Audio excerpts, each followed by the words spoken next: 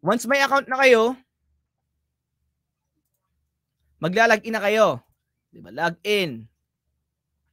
Yan, naka-login na ako kasi naka-remember naman dito yung ano ko, yung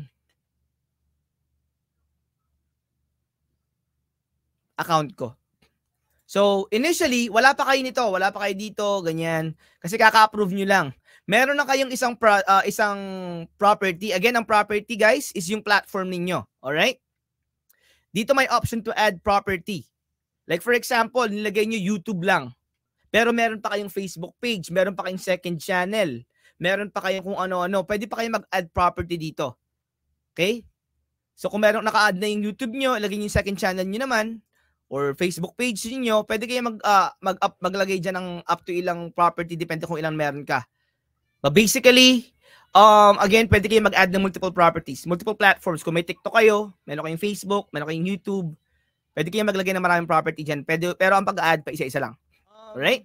Bigyan ko rin kayo ng example ng pag-add ng property ha. Kung nakita nyo, meron akong 3 property dito, yung channel ko, yung FB account ko, at saka yung FB page ko. I-add ko yung second channel ko dito para lang makita ninyo. Ito, ilalagay nyo dito yung URL ng channel ninyo. So, URL, display name. Display name ko dito is Manong B Vlogs. So kung TikTok yan, lagay mo TikTok yung URL ng TikTok mo.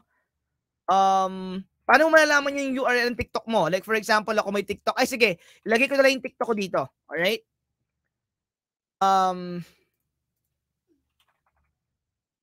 Wait lang ha. I-register ko yung TikTok ko. So ito yung TikTok na Manong Bluetooth, www.tiktok.com/@ManongBluetooth. Balik ako dito. Yung TikTok na i-add ko kasi na-i-add ko na kanina yung second channel ko. Sorry. Ayan, anong pangalan ko sa TikTok ko, Manong Bluetooth. Oh, ayan, Manong Bluetooth. Property type influencer, property category, address na lang ulit. Country traffic, Philippines, and then I agree, and then submit.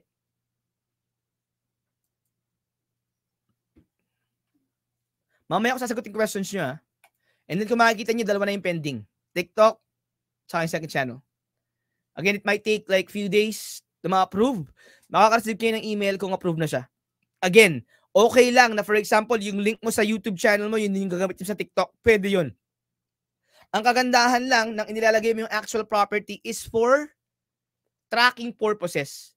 Para malaman nyo, saan ba maraming nagkiklik? Sa TikTok ba? Sa YouTube? Kasi depende sa link na kan-rate mo.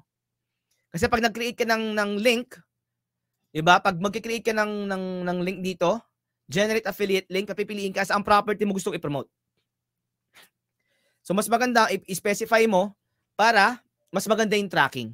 But again, yung link mo naman sa channel mo, pwede mo rin gamit sa page, maguguluhan ka lang. Kasi mayroong ganun analytical Gusto kong malaman kung saan mas maraming nagkiklik sa link na pinopost ko.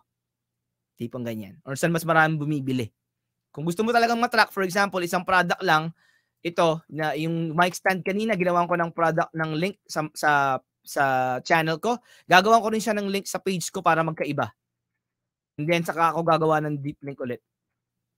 So, yun. Dalawa na yung link ko. Isa para sa channel, isa para sa page. Para mas madaling matrack, alin yung mas maraming benta? Itong link na to ba or itong link na to? Pero parehas lang yung product. Again, that is for tracking purposes lang. Right? Ano pa yung dapat nating i-tool dito? Wait lang. Paano ko malalaman dito kung nasan yung mga property ko? Wait lang guys ha.